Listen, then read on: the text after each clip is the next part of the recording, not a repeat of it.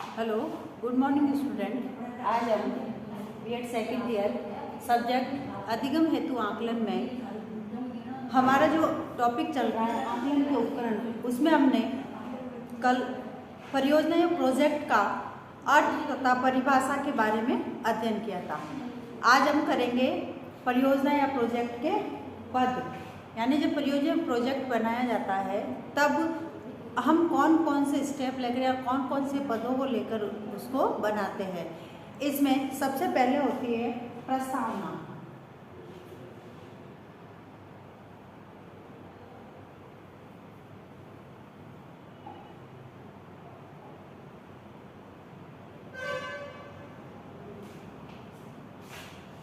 यानी जब हम किसी भी कार्य को करते हैं तो उसकी प्रस्तावना तैयार की जाती है, जिसमें जिस समस्या पर प्रयोग लिया जाता है उस समस्या पर विचार किया जाता है कि वह समस्या किस प्रकार से उत्पन्न हुई है तथा उसे कार्य करने के लिए उस कार्य को करने के लिए आप तैयार है या नहीं है। इसी पद में प्रस्तावना के अंतर्गत जैसे हम कौन से विद्यालय में कर रहे हैं, उसमें विद्यालय का नाम, उसका पता, प्रयोगकर्ता का नाम, पद है, शैक्षिक योग्यता है, अनुभव है, कक्षा है जिसमें कि प्रयोग करना है तथा कितने छात्रों को लेकर उस कार्य को करना है, प्रस्तावना द्वारा प्रयोग कहाँ, क्यों और किस पर किसके द्वारा किया जाएगा, इन सभी ये सभी सूचनाएं प्रस्तावना के माध्यम से ज्ञात होती है। इसी पद में यानी प्रस्तावना के अंतर्गत ही जो है सारी इन सूचनाओं को एकत्रित किया जाता है तथा उसकी प्रस्तावना तैयार की जाती है। यानी हम जो प्रोजेक्ट बना रहे हैं या जिस समस्या को लेकर हम प्रोजेक्ट कार्य कर रहे हैं उस समस्या से संबंधित सारी डिटेल प्रस्तावना के अंतर्गत आती है। उसके बाद दूसरा आता है शीर्षक।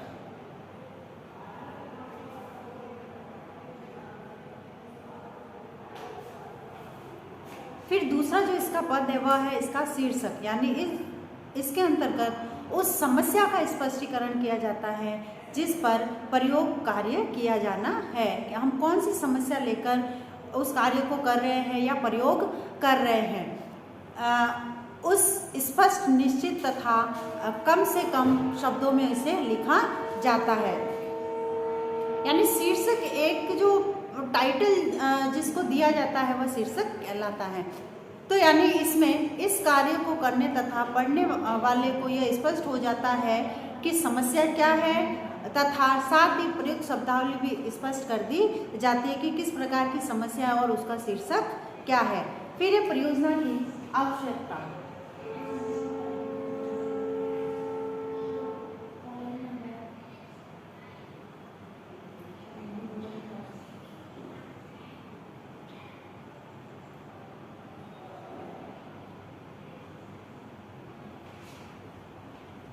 तीसरा जो पद है इसका परियोजना की आवश्यकता, यानी इसके अंतर्गत उन सभी तथ्यों का वर्णन किया जाता है जिससे हमें ये पता चलता है कि इस समस्या को या इस परियोजना को क्यों चुना गया है तथा परियोजना की आवश्यकता क्या है।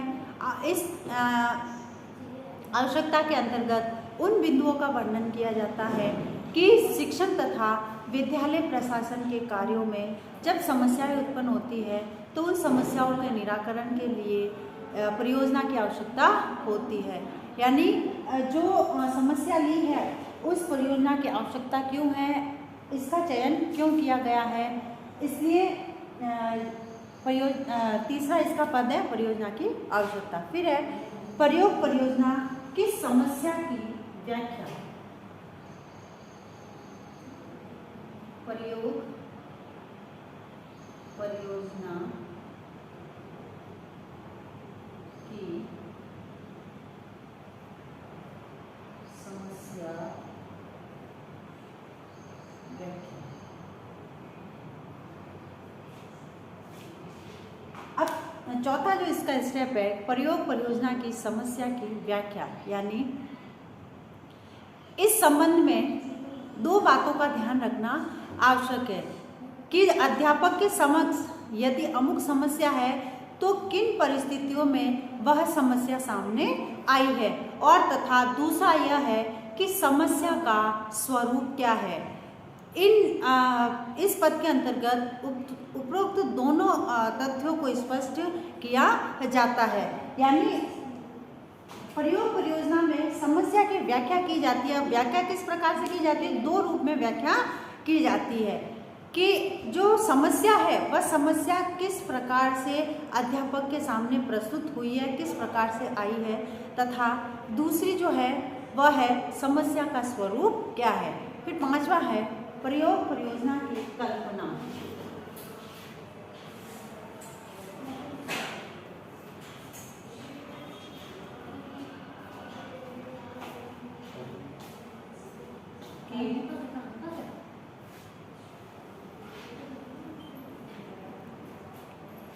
अब है जब भी कोई प्रयोग परियोजना शुरू की जाती है तो उसके लिए कुछ तथ्यों को आधार मानकर उस कार्य को प्रारंभ किया जाता है। यह आधार एक मार्ग तैयार करता है हमारे लिए, जिसके माध्यम से हम जो है उस उद्देश्य की प्राप्ति होती है हमें। इसके लिए कुछ परिकल्पनाओं का निर्माण किया जाता है। यानी किसी प्रयोजन में एक या दो परिकल्पनाएं हो सकती है। जैसे यदि निम्न माध्यमिक स्तर के छात्रों में मौखिक गणित के जो प्रश्न है पूछेंगे तो उन्हें हल करने के लिए उनमें जिज्ञासा उत्पन्न होगी। यानी हम जो है जब प्रयोग परियोजना की कल्पना उनसे इससे संबंधित परिकल्पनाएं तैयार की जाती है तथा उन्हीं परिकल्पनाओं के आधार पर जो है प्रयोग परियोजना किया जाता है। फिर है सीमांकन।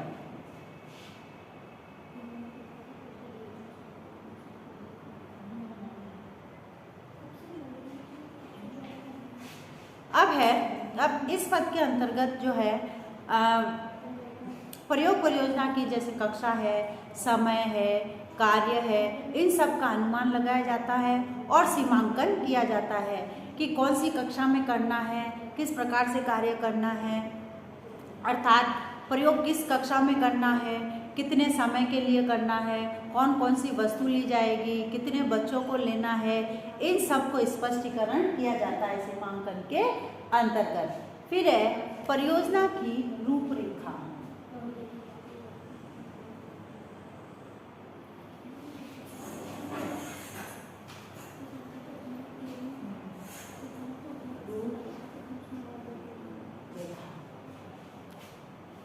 अब इसके अंतर्गत जो है परियोजना की विधि का वर्णन किया जाता है। कौन सी विधि लेंगे हम जब प्रयोग परियोजना करेंगे और उसके जो कार्यकलाप है, किस प्रकार से हम कार्य करेंगे, उन सब को स्पष्ट किया जाता है। स्पष्टीकरण और प्रयोग की विभिन्न जो बातें हैं, भिन्न भिन्न बातों को स्पष्ट रूप से इसमें लिखना पड़ता है कि परियोजना की रूपरेखा क्या है, हमने किस प्रकार से प्लानिंग की है, किस प्रकार से हम उसको करेंगे, इन सब बातों की रूपरेखा के अंतर्गत तैयार किया जाता है तथा प्रयोग उसी प्रकार आगे बढ़ाया जाता है। यानी रूपरेखा जैसे जैसे हम किसी कार्य को करते हैं तो पहले उसकी रूपरेखा तैयार करते हैं कि हमें किस किस प्रकार से स्टेप बाय स्टेप उस कार्य को करना है। तो इसके अंतर्गत जब प्रयोग परियोजना किया जाता है तो उसकी रूपरेखा तैयार की जाती है कि हम किस प्रकार से उस कार्य को करेंगे। फिर है आंकड़े एकत्रित करना।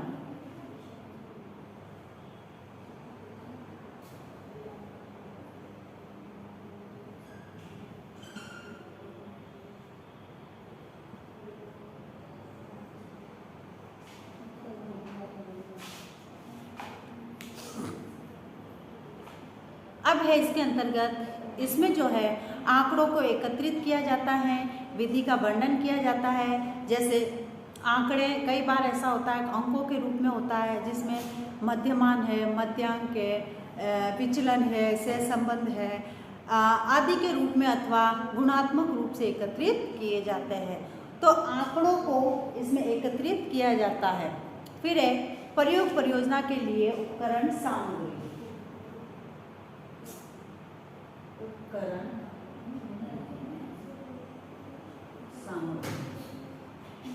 अब जो है इसके अंतर्गत प्रयोग सफलतापूर्वक बिना समय नष्ट किए पूर्ण करने के लिए आवश्यक होता है कि परियोजना में प्रयुक्त होने वाली जो सामग्री है, उपकरण है, जैसे नामावली है, अर्थात प्रशासित किए जाने वाले परीक्षण है, प्रयोग के लिए चुना गया विकल्प है, प्रयोग विधि है, इन सब के नाम इसमें लिखे जाते हैं और पहले से ही ये तैयार कर ली जाती है कि हम इसके अंतर्गत कौन कौन सी सामग्री को लेंगे, कौन कौन से उपकरण लेंगे, इस प्रकार से। फिर आंकड़ों का विश्लेषण तथा निष्कर्ष।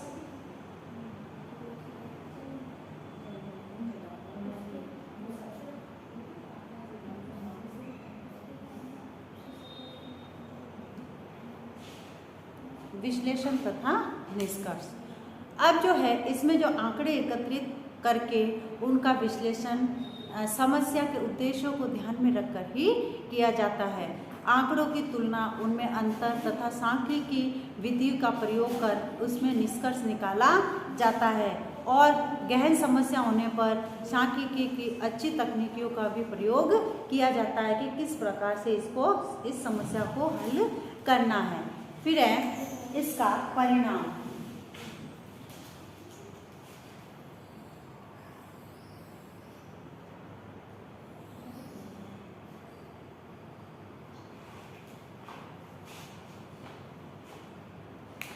फिर है प्रयोग परियोजना का परिणाम, यानी प्रयोग परियोजना के द्वारा जो हमें आंकड़े प्राप्त हुए हैं उन आंकड़ों का परिणाम क्या रहा, उस परिणाम को ज्ञात किया जाता है। क्योंकि जो परिकल्पनाओं की परीक्षा के समय के संबंध में निष्कर्ष प्राप्त जो किए जाते हैं, इस पद के अंतर्गत उन सभी जो परिणाम हमें प्राप्त होते हैं उन परिणामों को लिखा जाता है। फिर है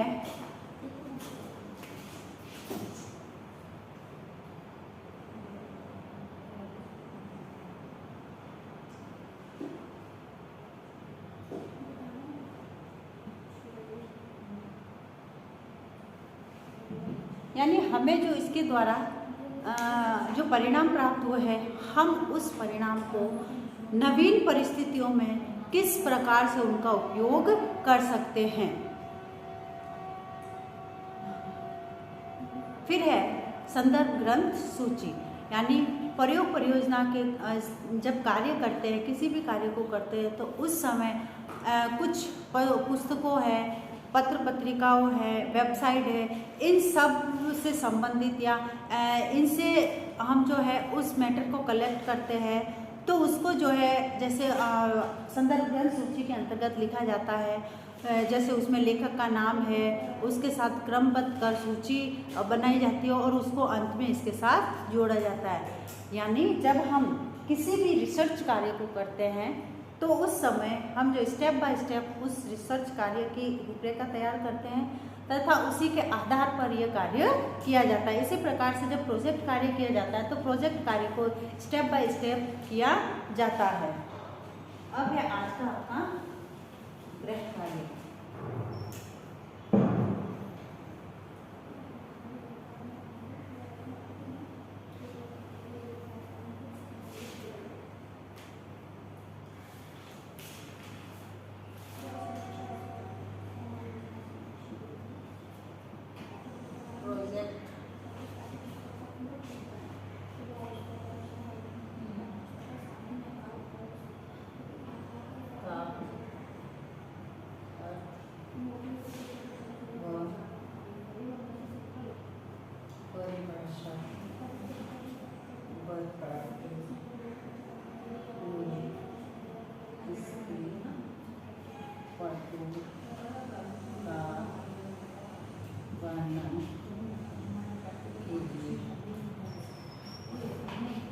अब एक विशेष बात, जैसे कि कोरोना जैसी महामारी भयंकर रूप से फैल रही है, अतः इससे बचाव हेतु हमें उपाय करने, हाथों को सैनिटाइज करना, मुंह पर मास्क लगाना, सोशल डिस्टेंस का ध्यान रखना।